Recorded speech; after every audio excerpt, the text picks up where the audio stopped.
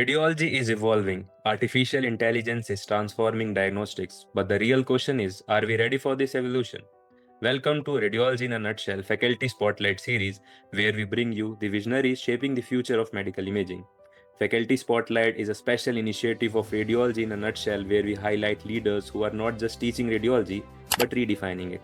Through this platform, we aim to bridge the gap between students and pioneers who are shaping the future of healthcare. Today, we are deeply honored to host a globally recognized radiologist, academician, researcher, and AI ethics advocate, Professor Dr. Raju Rastogi, sir. Professor Dr. Raju Rastogi, sir, is a distinguished radiologist, academician, and researcher with over 25 years of excellence in clinical practice and medical research. He currently serves as a senior professor of radiodiagnosis and chairman of College Research Committee at Tirthankar Mahavir Medical College Research Center at Moradabad. Sir, today we are discussing a topic that is transforming healthcare worldwide: artificial intelligence in healthcare, its opportunities, ethical challenges, and the road ahead. Welcome, sir. Thank you, Mr. Ravi. Thank you very much for having me on this forum. And whatever topic you have chosen is very close to my heart because this समय, this is the need of the hour. And all the healthcare professionals, uh, whether it may be related to any part of the health administration, health givers, or maybe the health providers, everybody has to understand its role. And there we are, we'll be discussing important topics as we go along with this. So over to you now. Okay, sir. So, sir, very important question. How did your journey into artificial intelligence in healthcare begin? ये कैसे start हुआ, sir? कैसा आपका interest आया? कैसे journey start हुई आपकी इसमें? So before I say how I started with artificial intelligence, मैं पहले बताना चाहूँगा कि I always say RI exploits AI. So what is RI is real intelligence, which all of us as humans has been given to us by the nature. And artificial intelligence एक machines को एक program के through, एक software algorithm के through एक task के लिए हम ट्रेन करते हैं और फिर we are using it for variety of purposes. Artificial intelligence कोई नई चीज तो है नहीं. We have been using it in the computers, mobiles for a very long time. But this terminology that artificial intelligence in healthcare is a new paradigm shift. But I started thinking about it in way back in 2018 and 19 because I am a researcher. So I travel all across the world for radiology research, and I do visit the scientific exhibitions there specifically. अभी scientific exhibitions का सबसे बड़ा फायदा ये होता है कि आप कभी भी international forum, national forum, state forum, आप जब भी जाएंगे तो आपको वहां पर क्या देखने को मिलेगा, जो फ्यूचरिस्टिक विजन है. कभी भी साइंटिफिक एग्जीबिशंस में वो चीजों को प्रोमिनेंटली शो नहीं किया जाता जो कि सबको पता है. वो शो करने की कोशिश करते हैं जो आने वाला है या जो फ्यूचरिस्टिक विजन है. So I had this chance long back in 2019 when I visited European Congress of Radiology. In the same year, I went to Korea, I went to America. So in all the three countries, in the exhibition, I saw that artificial intelligence is actually coming to our doorsteps. तो मुझे लगा कि why not Indians? वहाँ पर भी काफी सारे Indians होते हैं जो कि एक यूनिवर्सिटी में एक बहुत ही प्रोमिनेंट पोजीशन पे होते हैं and they are actually leading the entire show. But India में हर चीज थोड़ा सा देर से दस्तक देती है. नेवरदलेस मैंने सोचा कि चलो थोड़ा सा इसके बारे में एक्सप्लोर किया जाए and I found that it is just a technology which can be very helpful for the humans. और उसके तीन एस्पेक्ट थे. पहला था कि सुबह से शाम जब इंसान काम करता रहता है तो उसका जो कैपेबिलिटी होती है किसी भी काम को करने की, वो सुबह से लेकर शाम तक चेंज हो जाती है. यानी कि over a period of a day हम थक जाते हैं और हमारी कैपेसिटी डाउन हो जाती है. पहली चीज तो ये. लेकिन एआई मशीन के साथ चलता है तो उसकी जिस चीज के लिए आपने उसको ट्रेन किया वो सुबह से शाम वही करता रहता है. फॉर एग्जाम्पल हमारा मोबाइल है, वो सुबह से शाम लगभग वैसे ही काम करता है. सेकेंड पार्ट इज कुछ चीजें मुझे खुद मैन्युअली करनी पड़ती है. अगर वो मशीन मेरे लिए कर दे तो मेरा काम जल्दी खत्म हो जाएगा. तो मेरा क्या होगा कि अगर किसी काम को करने के लिए मैं 10 मिनट ले रहा हूँ तो अभी 8 मिनट लूंगा। तो जो 2 घंटा बचा, 2 मिनट बचे मेरे पास 10 मिनट में से, उसके फायदे क्या हुए कि मैंने ना सिर्फ एक्स्ट्रा काम कर लिया या फिर मैंने रेस्ट कर लिया, दोनों में से एक। हम्म। और तीसरा काम, मेरी एरर्स बहुत मिनिमाइज हो गई क्योंकि man with machine is equal to more than man और मशीन। तो ये चीज जब मैंने देखा 2019 में, तो मेरे दिमाग में आया कि कुछ कुछ काम करना शुरू करना चाहिए। एंड तब तक इंडिया में बहुत ज्यादा लोग आर्टिफिशियल इंटेलिजेंस की बात नहीं करते। So now it is almost 7 years since I have started thinking and working towards artificial intelligence. Okay, तो सर ये तो जर्नी के बारे में हो गया। मतलब अगर फॉर एग्जांपल कोई फर्स्ट ईयर का स्टूडेंट देख रहा होगा, बीएससी फर्स्ट ईयर के स्टूडेंट, वैसे तो आजकल नॉर्मली सबको एआई के बारे में नॉलेज है, चाहे वो 11th 12th में, क्योंकि चैट जीपीटी का इंट्रोडक्शन हो गया। लेकिन अगर कोई बीएससी फर्स्ट ईयर का स्टूडेंट है पार्ट 1 का, तो अगर आपको उसको ईजी लैंग्वेज में समझाना होगा कि how is the role of AI in health care, तो आप उसको कैसे एक लाइन में एक्सप्लेन करेंगे, उनको समझाएंगे दैट कि ये हेल्प करता है एआई हमारी रेडियोलॉजी के फील्ड में। सो AI in healthcare is an additional dimension where it helps in improving the outcome.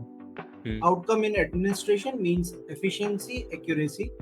Outcome in case of health givers, so again accuracy and time efficiency. And in cases of health care, so which means continuous 24 hour into 7, 365 days, continuous work, and with efficiency without any irritability and fatigue. Okay, that's very insightful, I guess. So, sir, basically, what are the most promising application of AI in healthcare today? See, now AI in healthcare means the patient entering into the hospital and the patient exiting out of the hospital. So the entire journey is being affected by the artificial intelligence. So we can divide it into three forms, three different domains. One is healthcare administration. अब administration में क्या क्या आया, patient की entry हो रही है, patient को एक रूम में जाना है, कंसल्टेशन रूम में जाना है, वहां से डॉक्टर ने उसको एडवाइस किया, कोई इन्वेस्टिगेशंस उसके बारे में जानना है, तो वो सारा work flow right from the entry to the exit of the patient from end to the hospital, this is health care administration. तो इसमें हम चाहते हैं कि जितना कम ह्यूमन इंटरवेंशन हो उतना अच्छा है, क्योंकि बहुत सारी चीज बार बार एक ही तरह से करना पड़ता है। अभी सेकंड पार्ट हो गया हेल्थ केयर, मतलब डॉक्टर, नर्सेस, पैरामेडिकल स्टाफ, किसी भी फॉर्म में डायग्नोस्टिक पार्ट जो है, अभी वहां पर हम क्या कर सकते हैं, वहां पर हम कुछ टास्क को ऑटोमेट कर देते हैं। ऑटोमेशन वो टास्क को करते हैं जहां पर कि इंसान की कहीं जरूरत नहीं है। फॉर एग्जाम्पल अभी भी आप देखते हैं कि आप और मैं जूम पे बात कर रहे हैं, सो रिकॉर्डिंग ऑटोमेटिकली चल रही है, आपने एक बार क्लिक किया and it goes continuously. Same वहां पर भी हम कर सकते हैं कि एक पाथ दिखाना है पेशेंट को कि कहां से कहां जाना है, कौन सा टेस्ट होना है, so this can be all automated. और मेरा जो काम है अपना रिपोर्टिंग का, या मान लीजिए इंटरप्रिटेशन का, या मान लीजिए मैं सिंपल कहता हूँ, अगर रेडियोलॉजी के मेजोरिटी हमारे लिसनर्स और ऑडियंस होंगे, तो अगर हम रेडियोलॉजी में टेक्नोलॉजिस्ट की बात करें या रेडियोलॉजिस्ट की बात करें, तो बहुत सारे ट्यूमर्स का हमें मेजरमेंट करना पड़ता है, वॉल्यूम देना पड़ता है। अगर यही काम मशीन अपने आप करते, तो मैंने सेलेक्ट किया या मशीन ने खुद सेलेक्ट किया, ये दोनों चीजें हो सकती है, और उसने उसका डायमेंशन मेजर कर दिया। अभी मैंने मशीन पे मेजरमेंट किया, मुझे उसको देख के फिर डेसिमल पॉइंट्स में, सेंटीमीटर, मिलीमीटर में कन्वर्ट करना पड़ेगा। क्या ऐसा हो सकता है कि भाई मैं रिपोर्ट जो बना रहा हूँ उसमें ये मेजरमेंट्स ऑटोमेटिकली जाके सही जगह पे कॉपी हो जाए? सो दिस इज व्हाट इज, मेरी एफिशिएंसी बढ़ जाएगी, मेरी एरर्स कम हो जाएंगी, और मुझे कुछ काम और करने के लिए टाइम मिलेगा। तो क्रिटिकल थिंकिंग, एनालिटिकल थिंकिंग के लिए टाइम मिलेगा। The third part, health care providers. अभी मान लीजिए मैं एक हॉस्पिटल में गया, मेरा हॉस्पिटल है, वहां पर गया, और नेक्स्ट टाइम पेशेंट को इमरजेंसी हुई, वो दूसरे हॉस्पिटल में चला। अभी सारा रिकॉर्ड तो उसका मेरे पास है, अभी वो वहां पर क्या कैसे मैनेज करे, कैसे बताएगा? सो क्या हेल्थ केयर प्रोवाइडर्स के बीच में एक ऐसा सिस्टम है कि bye artificial intelligence required information, जो पेशेंट की हिस्ट्री थी वो चली जाए, या पेशेंट के पास उसकी एक्सेस थी और पेशेंट ने उसको आगे डिलीवर कर दी? So this can also be automated because आपको पता होगा आज की तारीख में हॉस्पिटल्स में कहीं भी हम जाते हैं तो हमारी आइडेंटिटी को पहले वेरीफाई किया जाता है। तो this is through hmm. Aadhaar, Ayushman, Abha ID. So all these are very important and ये मेरी प्राइवेट डेटा है। मैं सबको क्यों देना चाहूँ? बस मैं वेरीफाई करना चाहता हूँ कि यस मैं यही हूँ। तो हम क्या करते हैं? Authentication by finger, hmm. Authentication by face. But क्या मैं उसको डेटा दे रहा हूँ? नहीं। तो ये भी चीज हम एआई से ऑटोमेट कर सकते हैं by hmm. Connecting the servers with each other so that they can talk with each other. Okay. And sir मतलब एआई जो है वो स्पेसिफिकली रेडियोलॉजी वर्कफ्लो में क्या अपने मतलब क्या अपॉर्चुनिटीज प्रोवाइड कर रहा है जो वहाँ पर काम कर रहा है, या तो रेडियोलॉजिस्ट है या रेडियोग्राफर है, जैसे कि आपने मेंशन कर दिया है कि ट्यूमर का साइज मेकिंग हो गया इन सब में। तो अगर मैं बात करूँ रेडियोलॉजी की और बाकी सारे डिपार्टमेंट की, तो सबसे ज़्यादा बेनिफिट एआई से कौन से डिपार्टमेंट को हो रहा है? देखो, आज की तारीख में हम बार बार रेडियोलॉजी की बात दो वजह से करते हैं। सब लोग आज की तारीख में सारी कंपनीज कह रही हैं कि हमारे पास एआई का सॉफ्टवेयर है जो रेडियोलॉजी में काम करता है, ऐसे करता है, ऐसे करता है। उसके दो इम्पोर्टेंट रीजन है। पहला, जितने रेडियोलॉजी में लोग काम करते हैं, चाहे वो रेडियोलॉजिस्ट हो या टेक्नोलॉजिस्ट हो, वो बहुत अच्छे से कंप्यूटर लिटरेट होते हैं। They are hmm. Working only with computer systems. They are actually another form of techies जो कि मशीन को यूज करना जानते हैं। वो इंटेलिजेंट है क्योंकि उनको पता है कि मशीन से कैसे बेस्ट आउटपुट निकाला जाए। तो बहुत सारा कुछ जो भी हम देख रहे हैं मार्केट में, हमें लगता है कि सब रेडियोलॉजी से रिलेटेड है, लेकिन ऐसा नहीं है। ये हर corner of the health care को इफेक्ट कर रहा है। इवन इंश्योरेंस क्लेम्स में, इंश्योरेंस बिलिंग में, हेल्थ केयर एडमिनिस्ट्रेशन में, वर्क फ्लो में। अभी लेकिन हम कोर रेडियोलॉजी की बात करते हैं। तो मैंने कहा जैसे हॉस्पिटल में पेशेंट एंट्री किया, ऐसे रेडियोलॉजी डिपार्टमेंट में भी एंट्री कर रहे हैं। तो अगर आपको जो सुन रहे हैं लिसनर्स, उनको पता होता है कि एक हॉस्पिटल इंफॉर्मेशन सिस्टम एग्जिस्ट करता है हमारे आज के टाइम में। एचआईएस। सिमिलरली एक रेडियोलॉजी इंफॉर्मेशन सिस्टम होता है जिसको हम रिस्क बोलते हैं। अरे सो यस यस। अगर हम हिस और रिस्क को इंटीग्रेट कर देते हैं तो मतलब क्या हुआ कि पेशेंट की एंट्री हुई हॉस्पिटल इंफॉर्मेशन सिस्टम में, और मुझे या आपको पता चल गया कि भाई ये पेशेंट क्यू में खड़ा है, इसकी ये जांच होनी है और उसका ये प्रोसेस वर्क फ्लो रहेगा। अभी मैं इंटीग्रेशन क्या है? In another words it's a small form of automation.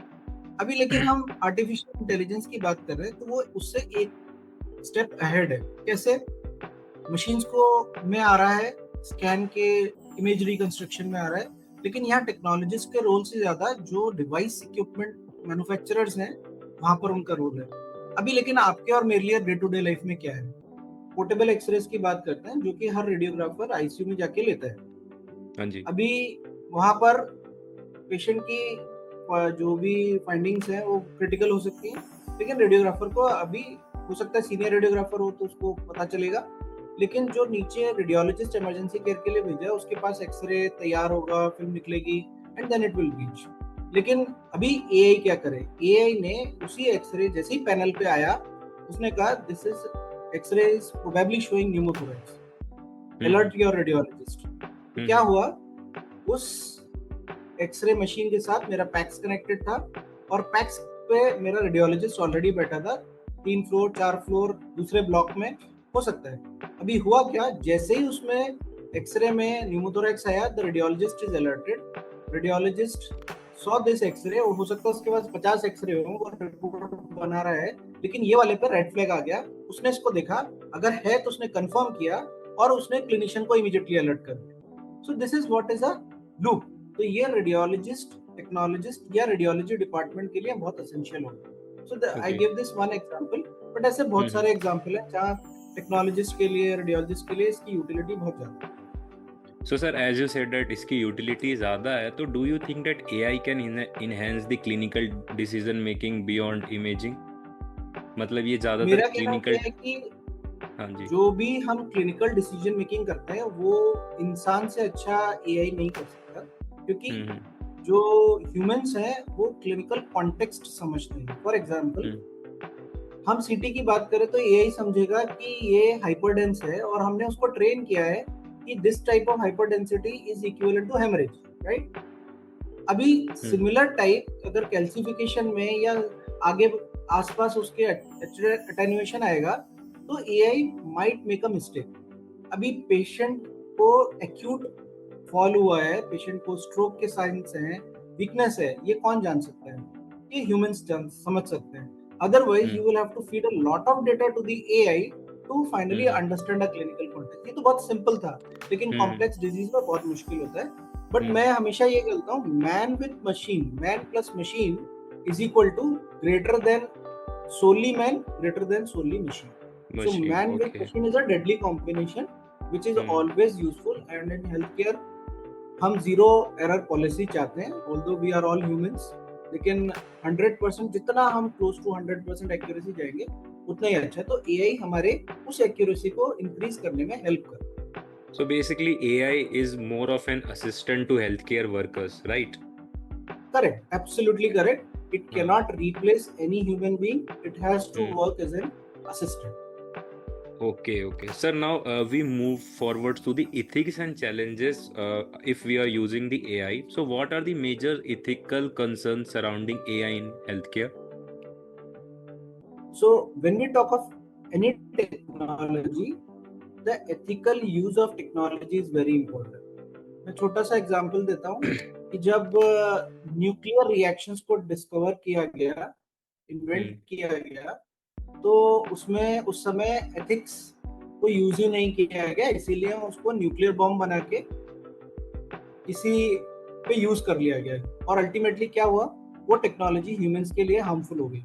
लेकिन Hmm. दूसरी तरफ उसी न्यूक्लियर रिएक्शन को हमने न्यूक्लियर रिएक्टर में पावर के लिए यूज किया, ये एथिकल यूज हुआ। तो जितना Hmm. जल्दी हम एथिक्स को समझ जाए, टेक्नोलॉजी का मिसयूज कम हो जाता है। तो basic purpose of the ethical considerations is कि किसी भी टेक्नोलॉजी से ह्यूमंस को नुकसान नहीं होना चाहिए, उस टेक्नोलॉजी का ह्यूमंस के अगेंस्ट में यूज नहीं होना चाहिए।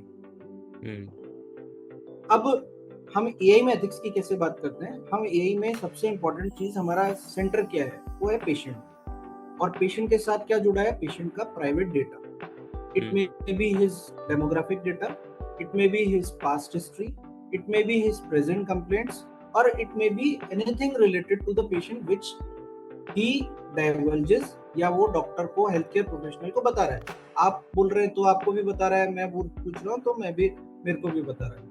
अभी हम उसको जब एथिकल कंसिडरेशन की बात करते हैं, तो पहली चीज ये आई कि हम जो भी डेटा पेशेंट से रिलेटेड यूज कर रहे हैं, कोई भी एआई मॉडल एल्गोरिथम को क्रिएट करने के लिए, वहां पर वो चीज हमें ध्यान रखना है कि उसका प्राइवेट डेटा ना जाए। We are using the data for research and development, for the betterment of the humans, but उसका कहीं भी प्राइवेट डेटा डाइवर्ज नहीं होना चाहिए, वो नहीं जाना चाहिए। तो ये तो ही पहली बात। दूसरी चीज ये हुई कि क्या हमें उस एआई मॉडल से फायदा हो रहा है? तो Hmm. हम उसको एक रूटीन स्टैंडर्ड एल्गोरिथम बनाने से पहले हम अच्छे से वैलिडेट करें कि वो हमारे लिए यूजफुल है। अगर वो यूजफुल Hmm. नहीं है, we have to stop then and there. And the Hmm. Third part is regulations, यानी कि जो हमारे देश में या वर्ल्ड ओवर रेगुलेशंस बनाए गए हैं, हम उसके दायरे में ही काम करें। तो सबसे पहले आया था हिप्पा, जो यूएसए ने बनाया था। फिर उसके बाद आया जीडीपीआर, जो यूनाइटेड किंगडम यूरोप से आया। और आज की तारीख में इंडिया में भी ऐसे एक्ट हैं जिसको हम बोलते हैं DPDP act. It came in 2023 and recently it has been revised in 2025। And ये एथिक्स के बारे में बहुत बात हुई एआई इम्पैक्ट समिट में, जो कि अभी फरवरी में, Fair, हाँ, 5 दिन की एक बहुत बड़ी इंटरनेशनल Hmm. कॉन्फ्रेंस थी। मैं भी उसमें Hmm. पैनल डिस्कशन में था। तो उसमें एथिक्स के ऊपर इसीलिए बात की गई क्योंकि ये बहुत ही इंपॉर्टेंट इशू है, ताकि टेक्नोलॉजी का मिसयूज हो। और लास्ट पार्ट ये है कि अगर हम कोई भी टेक्नोलॉजी को यूज कर रहे हैं, टूल को वैलिडेट भी करने की कोशिश कर रहे हैं, इंटरनल और एक्सटर्नल वैलिडेशन, हम ये ध्यान रखें वो टूल क्या एफडीए अप्रूव्ड है, क्या वो सी अप्रूव्ड है, या हमारे देश की अथॉरिटी जिसको हम सीडीएससीओ बोलते हैं, क्या उससे अप्रूव्ड है। अगर ये रेगुलेटरी बॉडी से अप्रूव्ड नहीं है, तो हमें वो डायरेक्टली पेशेंट पे यूज नहीं करना है। This is all these three are a part of the regulation, which is a part of the ethical considerations. Sir जैसे आपने बता दिया कि दीज आर दी मतलब कि हम कोई भी अगर एआई का यूज़ करते हैं रेगुलेशन बोर्ड से अथॉरिटी मिलती है सब चीज़ चेक करते हैं सारी चीज़ें चेक करने के बावजूद मतलब हमने चेक्स कर लिए लेकिन अगर कल को जाके एआई से कोई दिक्कत हो जाती है तो उसके लिए रिस्पॉन्सिबल कौन होगा कुछ अगर आज की दिक्कत हो। हाँ हाँ। आज की तारीख में जो भी लॉज हैं वो हम्म। साफ साफ ये कहते हैं कि कोई भी एआई एल्गोरिथम सोली डिसीजन मेकिंग में यूज नहीं होगा। हम्म। कितना भी अच्छा है, कितनी भी एक्यूरेसी बता रहा है, ये ह्यूमन इन लूप और रादर एक बहुत अच्छे लीडर ने कहा है, ह्यूमन इन द लीड। मतलब कोई भी एआई एल्गोरिथम का लीडर जो है वो ह्यूमन है। तो अगर मैं कोई भी डिसीजन मेकिंग कर रहा हूँ based on an AI model और एन एल्गोरिथम और अ सॉफ्टवेयर और अ टूल, अल्टीमेटली जो उसको यूज कर रहा है, चाहे वो रेडियोलॉजिस्ट हो, टेक्नोलॉजिस्ट हो, हेल्थ केयर प्रोवाइडर्स हो, they are directly responsible as humans. Hmm. Neither the tool is responsible, neither the innovator is responsible. So the entire responsibility is with the humans जो उसको यूज कर रहे okay जो उसको use कर रहे हैं ओके। सो सर हैं। इन बिल्कुल। योर व्यू आपको ये नहीं लगता that are we moving faster technologically rather than ethically आपको हाँ, कह क्या सकते लगता हैं है। जब भी कोई टेक्नोलॉजी आती है तो suddenly it becomes a big hype. So there are different stages जबकि टेक्नोलॉजी का सही यूज आता है। तो पहले जितने भी टेक्नोलॉजी इनोवेटर्स होते हैं वो उसको एक्सपैंड करने के लिए तो लोग सीखते जाते हैं, फिर उसका यूज आता जाता है, लेकिन वो समझ नहीं आता है कि वो एक्चुअली रियली में कोई इम्पैक्ट देंगे कि नहीं देंगे।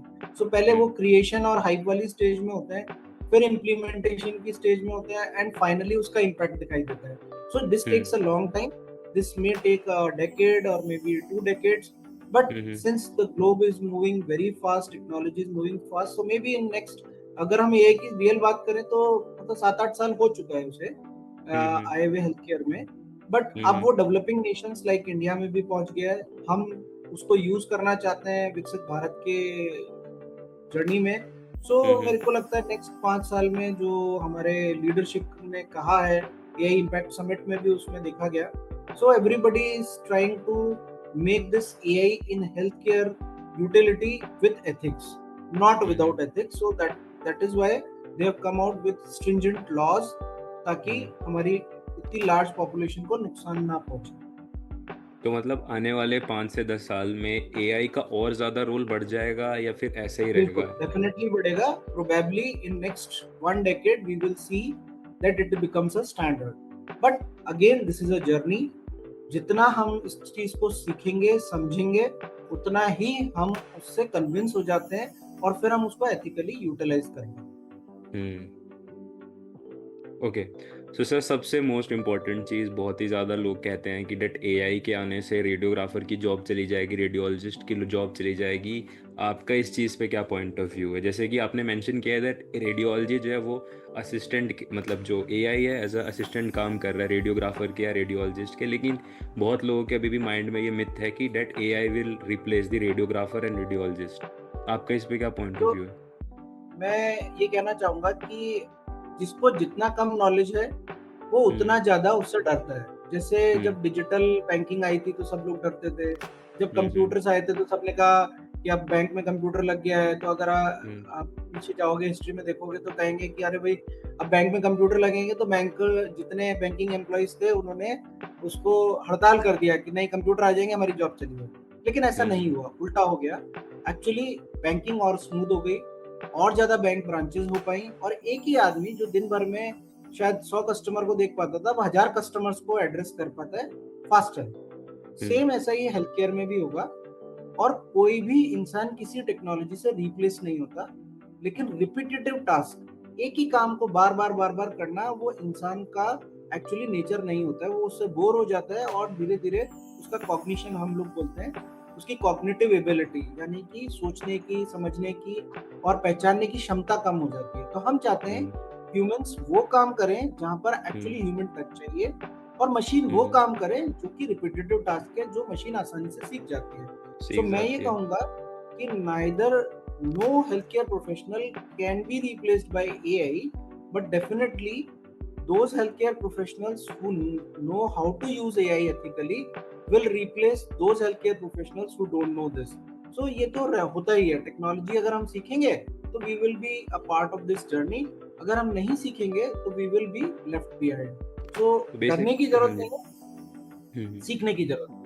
तो बेसिकली वही है कि जैसे टेक्नोलॉजी जा रही है उसके साथ साथ हमें नॉलेज भी लेना है और बेसिकली बैलेंस बना के चलना है एआई और अपने वर्क फ्लो के बीच में. बिल्कुल, definitely. Okay you are absolutely correct. Okay.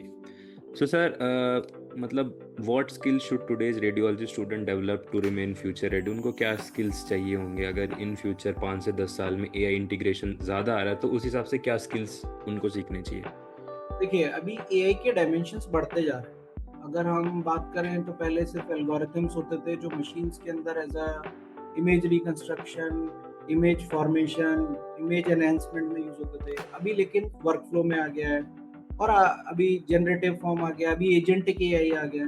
तो हमें पहली बात तो ये है कि आर्टिफिशियल इंटेलिजेंस क्या होता है, वो कैसे हमारे लिए एक असिस्टेंट की तरह, बेटर असिस्टेंट की तरह हमारे लिए लॉयल होके काम कर सकता है.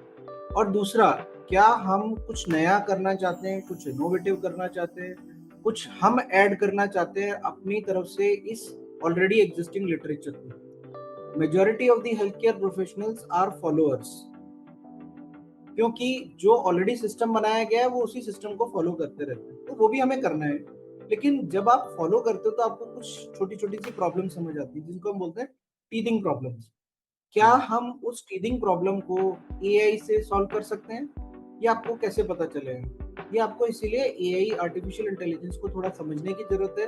और किसी का वो अच्छा इंटरेस्ट है, वो सीखने की कैपेबिलिटी रखता है, तो then we can have few sessions, we can have few modules where we can teach them or they can go on the net to find out कि क्या उनका इंटरेस्ट है और हम उसको कैसे यूज कर सकते हैं. तो सबको थोड़ा थोड़ा जानना जरूरी है. फिर इंटरेस्ट देखें कि क्या उसमें इंटरेस्ट आ रहा है, उसको समझने की कोशिश करें. और लास्ट में फिर आप जब इन डेप्थ नॉलेज हो जाती है अपने सब्जेक्ट की और एआई की, तब आप वो स्मॉल स्मॉल लूप होल्स को फिक्स करने की ताकत रखते हैं. सो आप में और मेरे में, ये सुनने वालों में कोई भी ऐसा हो सकता है जो एक नया डायमेंशन क्रिएट कर they using AI in health care. Okay sir, that's fantastic. मुझे लगता है जो हमारे व्यूअर्स होंगे उनको एआई के बारे में, हेल्थ केयर के बारे में काफ़ी ज़्यादा नॉलेज हो जाएगी. So basically sir, this is I guess end of this segment. कोई भी सर आप एक ऐसा मैसेज जो यंग हेल्थ केयर प्रोफेशनल्स को जो ये एपिसोड देखेंगे आप उनको देना चाहोगे? सो सबसे इम्पोर्टेंट वन लाइनर जो मैं कहना चाहता हूँ, RI exploits AI. Real intelligence uses AI for the betterment of humans, including healthcare. Yes, sir, I am going to put that line in my thumbnail. That's very fantastic line, I guess. Okay. So, sir, thank you so much, sir, for sharing your wisdom, clarity, and vision. This was not just a discussion on AI. This was a roadmap for future of radiology. To everyone watching, innovation is powerful, but ethical innovation is transformational. This is Ravi Aditya from Radiology in a Nutshell, Faculty Spotlight series. Stay curious, stay ethical, and keep learning. Thank you so much for watching. Thank you very much for having me here.